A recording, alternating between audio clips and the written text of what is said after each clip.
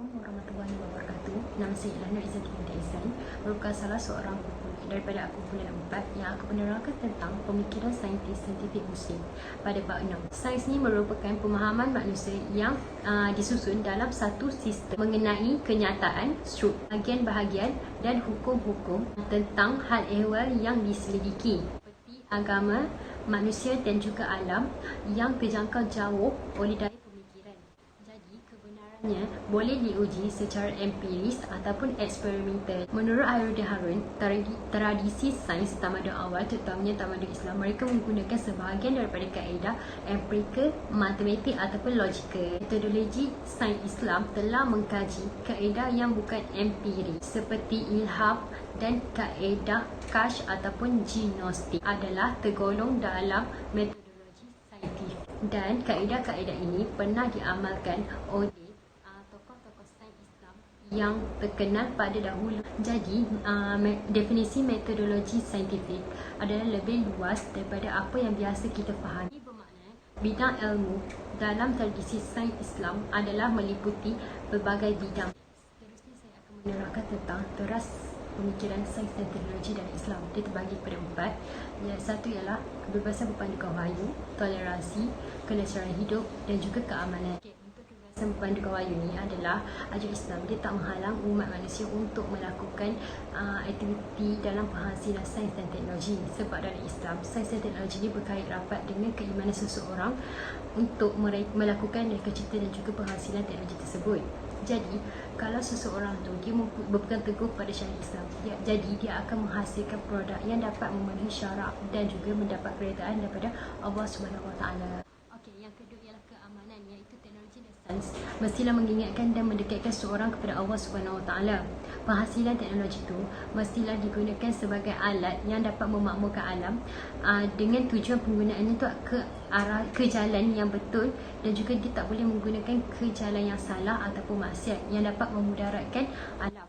Jadi manusia ini perlu menggunakan ilmu yang dia ada tu untuk menghasilkan teknologi dan juga produk yang dapat membangunkan ketamadunan. Yang ketiga ialah kelestarian hidup. Kelestarian hidup ini merupakan prinsip pengajuan untuk memenuhi matlamat pembangunan manusia, dan juga dia nak mengekalkan keupayaan sistem semula jadi supaya dia dapat menyediakan sumber alam dan perkhidmatan ekosistem yang cukup kepada masyarakat dan juga ekonomi. Yang keempat ialah toleransi. Toleransi ini merupakan manifestasi dari prinsip kesetaraan yang dapat menimbulkan sifat tolong-menolong dan kepedulian sosial sesama umat Islam ataupun bukan umat Islam. Okey, teknologi ni dia boleh berkembang dengan pesat kalau seseorang tu mempunyai sifat toleransi dari segi dia memberi, berkongsi dan juga menerima pendapat dari orang lain. Mereka juga akan mempunyai sifat keterbukaan, iaitu mereka boleh menerima pendapat yang berbeza daripada para ilmuwan yang lain. Okey, seterusnya ialah kaedah saintifik oleh para saintis Muslim terdahulu. Yang pertama ialah Ibnu Sina. Beliau ialah Abu Al-Husain bin Abdullah bin Hasan bin Ali bin Sina. Dekat barat ataupun nama Latin dia adalah Avicenna. Beliau mempunyai karyanya iaitu Al-Qanun fil Al-Tibb ataupun dikenali sebagai The Canon of Medicine. Karyanya ini merupakan penulisan paling berpengaruh dalam bidang kedoktoran. Dekat barat, mereka telah menterjemahkan karya ini ke dalam bahasa Inggeris. Ibnu Sina juga telah menerangkan secara terperinci tentang penyakit meningitis, rabies, sakit puan, batuk kering, insomnia, tumor, buah pinggang dan juga keracunan. Diagnosis pesakit mempunyai 6 cara, iaitu kumuhan, kelakuan pesakit, tabii, efofia, bengkak, dan akhir sekali ialah tempat kesakitan. Ibnu Sina juga telah mencadangkan untuk menggunakan pelali daun birch dalam proses pembedahan. Terdapat sebuah kisah di mana Ibnu Sina telah mendiagnosis isteri kepada salah seorang sultan yang mempunyai perasaan dalam diam mencintai lelaki lain. Dengan menanyakan beberapa soalan sambil beliau merasakan nadi wanita tersebut. Beliau juga telah menerangkan secara terperinci tentang kepentingan merasakan nadi ketika proses diagnosis.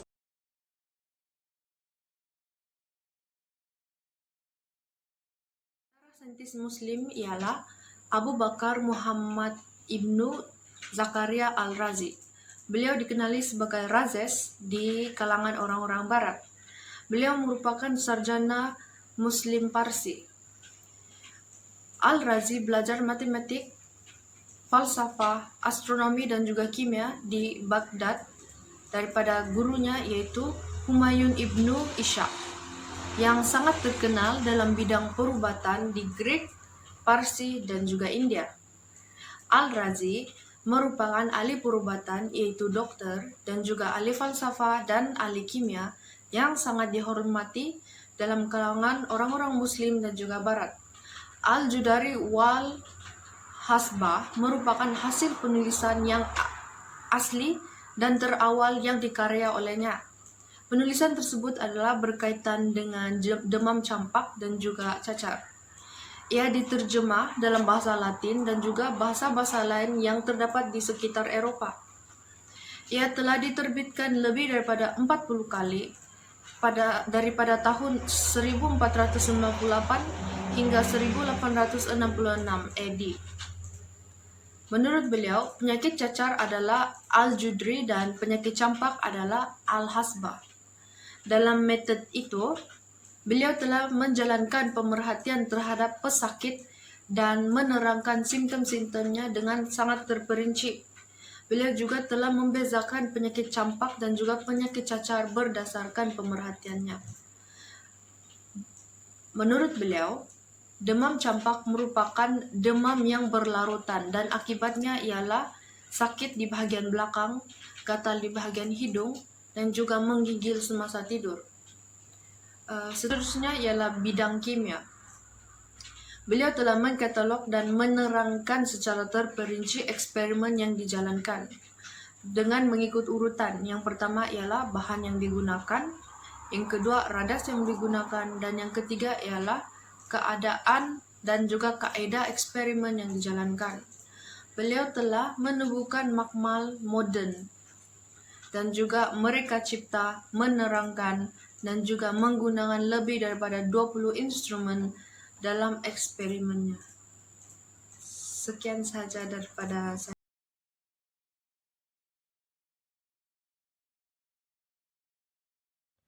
Nama saya Nur Alifah Husna binti Razali dan sekarang saya akan menerangkan berkenaan dengan saintis Muslim yang seterusnya iaitu Jabir Ibn Hayyan.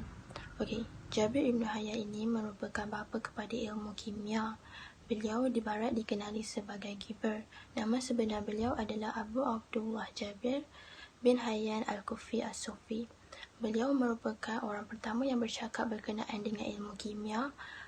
Juga merupakan orang pertama yang membina makmal sains kimia dan juga menjalankan eksperimen berkenaan dengan ilmu kimia. Terdapat banyak sumbangan yang dilakukan oleh beliau dalam bidang kimia ini. Antaranya termasuklah beliau menerangkan dengan terperinci berkenaan dengan proses yang berlaku dalam kimia. Antaranya adalah proses penurasan, penyulingan, pengkristalan, pemejalwapan, penyejatan dan juga pengkalsian. Penurasan adalah proses merujuk kepada pergerakan atau penapisan cecair melalui bahan berliang. Proses pengkristalan pula adalah proses pembentukan pepejal hablur melalui pengerapan gas atau pemendapan larutan. Seterusnya adalah pemejalwapan. Proses pemejalwapan adalah proses di mana pepejal dipanaskan untuk mengubah keadaan jirim pepejal kepada gas tanpa menerusi keadaan cecair. Seterusnya adalah penyulingan. Proses penyulingan adalah proses pengasingan satu campuran daripada bahagian-bahagian asasnya. Sebagai contoh, kita ingin mengasingkan air suling dan juga air garam. Air suling dan juga garam biasa. Seterusnya adalah penyejatan. Penyejatan adalah proses di mana cecair bertukar kepada gas. Proses penyejatan ini berlaku di dalam kehidupan seharian kita di mana kita menjemur kain di bawah cahaya matahari. Proses ini berlaku apabila cecair menerima haba. Akhir sekali adalah proses pengkalsian. Proses pengkalsian adalah proses meningkatkan kepekatan ion karbonat dan juga bikarbonat untuk menghasilkan air bikarbonat. Pada tahun 1976, Kettani melaporkan Jabir pernah berkata berkenaan dengan kaedah sistematik eksperimen ilmu kimianya, iaitu beliau berkata, Aku ketahui melalui tanganku dan kemudiannya akalku, dan aku selidiki hingga betul, kemudian akan aku cari kesilapan daripadanya. Seterusnya saya akan menerangkan berkenaan dengan kaedah pembuktian melalui eksperimen beliau. Terdapat 3 langkah. Yang pertama, ahli kimia perlu menetapkan andaian melalui pemerhatiannya untuk menjelaskan fenomena yang ingin diketengahkan. Yang kedua, ahli kimia perlu membuat kesimpulan berdasarkan andaian tersebut, iaitu hipotesis. Yang ketiga, ahli kimia perlu melihat sama ada kesimpulan tersebut menyokong penyembuhan baru ataupun tidak dengan merujuk kepada alam semula jadi. Sekiranya kesimpulan tersebut terbukti benar, hipotesis akan berubah menjadi undang-undang saintifik yang boleh dipercayai dalam mengesan bagaimana sifat-sifat bertindak balas dalam keadaan tertentu.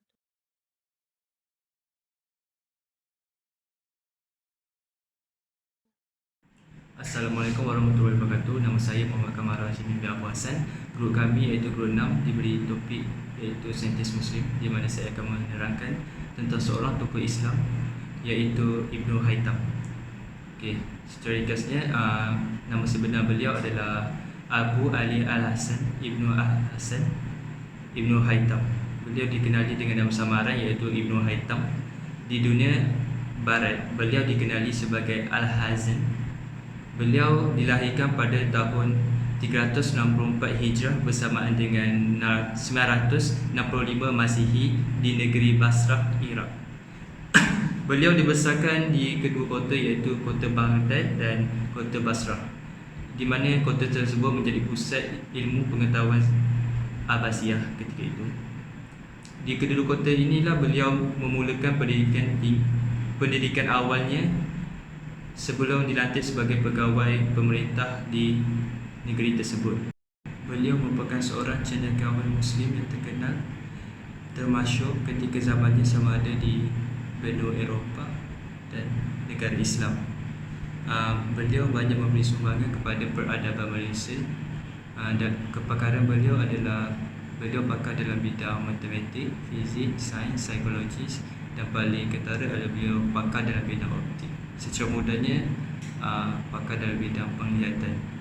Beliau mengubah persepsi orang barat bahawa mereka menganggap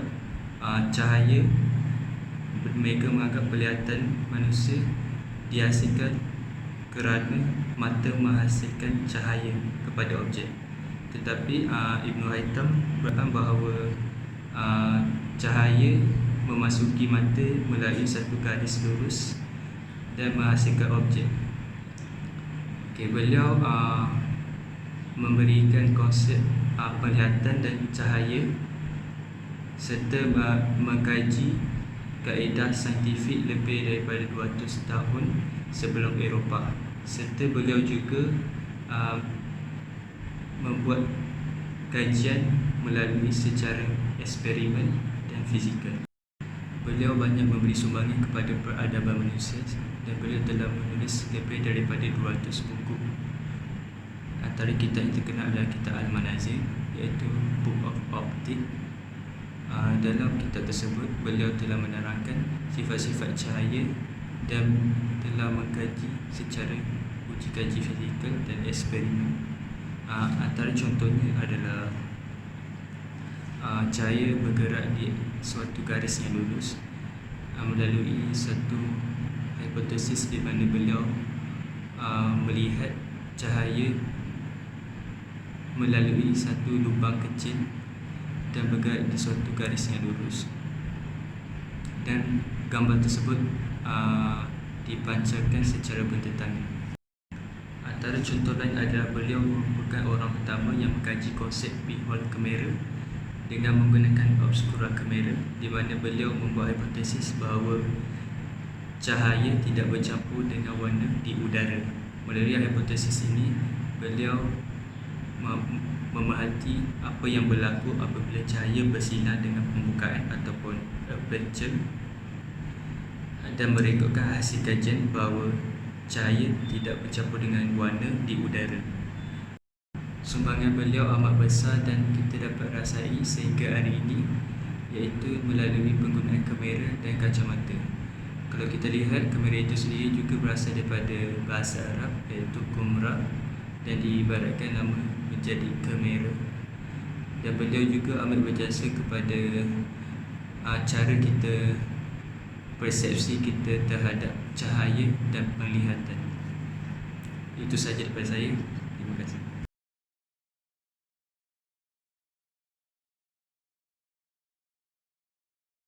Assalamualaikum, saya Nur Sara binti Rosli. Saya akan membentangkan saintis Muslim iaitu Ibnu Khaldun. Ibnu Khaldun atau nama sebenarnya Ibnu Abrahman Ibni Muhammad Ibni Khaldun merupakan salah seorang pakar saintis Muslim pada tahun antara 1332 hingga 1395 Masihi. Jadi Ibnu Khaldun ini merupakan sarjana Islam pertama yang menulis tentang sains urban ataupun sains moden dan pengasas kepada sains masyarakat manusia iaitu sains sosial. Jadi disebabkan itu beliau dikenali sebagai bapa kepada sejarah kebudayaan dan sains sosial moden. Selain itu, beliau juga adalah sarjana Islam pertama yang memberi penekanan pemikiran empirikal berbanding teori normatif. Pemikiran empirikal adalah pemikiran yang berdasarkan pemerhatian dan eksperimen seperti mengumpul data dan bukan bergantung kepada teori semata-mata. Ibnu Khaldun telah menghasilkan sebuah karya yang bernama Mukaddimah atau bermaksud pengenalan. Di dalam karyanya ini, beliau telah menerangkan pendekatan sistematik dan kajian untuk kajian saintifik masyarakat manusia, dan beliau telah memperkenalkan metod kajian sejarah yang kritikal. Di dalam karya Mukaddimah ini juga, beliau telah mengkritik sejarawan-sejarawan Islam yang terdahulu yang merekanya tidak melaporkan perkara ataupun peristiwa secara tepat, dan mereka sebelum ini tidak mengemukakan sebab dan akibat antara peristiwa-peristiwa yang telah berlaku.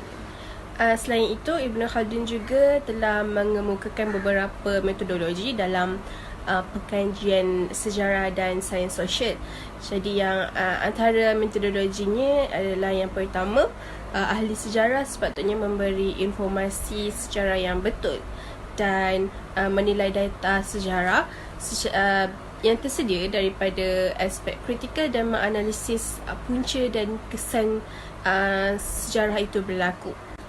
Seterusnya, ahli sejarah juga perlu mengambil kira jenis-jenis masyarakat sama ada di bandar ataupun di luar bandar, dan mereka juga perlu mengambil kira perbezaan struktur sosial masyarakat seperti agama, politik, ekonomi, intelektual, artistik dan juga geografi masyarakat. Selain itu, di dalam metodologi Ibnu Khaldun, beliau juga mengemukakan bahawa ahli sejarah perlu dapat mengenal pasti faktor-faktor yang tetap dan faktor-faktor berubah, dan juga mewujudkan hubungan antara punca dan kesan berlakunya sebuah peristiwa.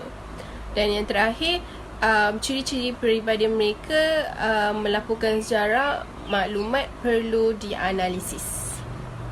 Ibnu Khaldun juga telah mengemukakan 3 elemen yang dianggap ataupun digunakan sebagai asas untuk mengutarakan penyataan sains yang boleh dipercayai. Yang pertama, elemennya yang pertama adalah untuk melakukan penerangan melalui konsep baru, dan yang kedua adalah untuk mengelakkan generalisasi. Generalisasi ni adalah kesimpulan yang terhasil tanpa bukti yang kukuh dan lengkap. Dan yang terakhir, elemen yang terakhir untuk mengutarakan penyataan sains yang boleh dipercayai adalah untuk dengan menyokong konsep, idea dan teori dengan menggunakan demonstrasi yang jelas dan telus. Jadi secara kesimpulannya, kami telah menerangkan beberapa saintis Muslim seperti Ar-Razi, Jabir Ibn Hayyan, Ibn Sina, Ibn Haytham dan juga Ibn Khaldun, dan juga beberapa sumbangan mereka dalam mengemukakan pelbagai teori dan metodologi dalam perkembangan sains dan teknologi dunia. Dan pelbagai hasil karya saintis Muslim ini telah diterjemahkan dalam pelbagai bahasa untuk dijadikan rujukan kepada dunia, untuk dijadikan rujukan pada masa hadapan.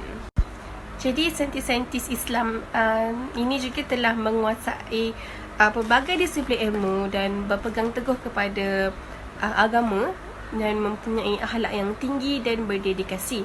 Mereka juga menganggap bahawa pengajian sains ini adalah salah satu cara untuk mereka sentiasa mengingati kebesaran Allah dan beribadah kepadanya. Sekian, itu saja daripada kumpulan kami, kumpulan keempat untuk topik saintis Muslim. Terima kasih.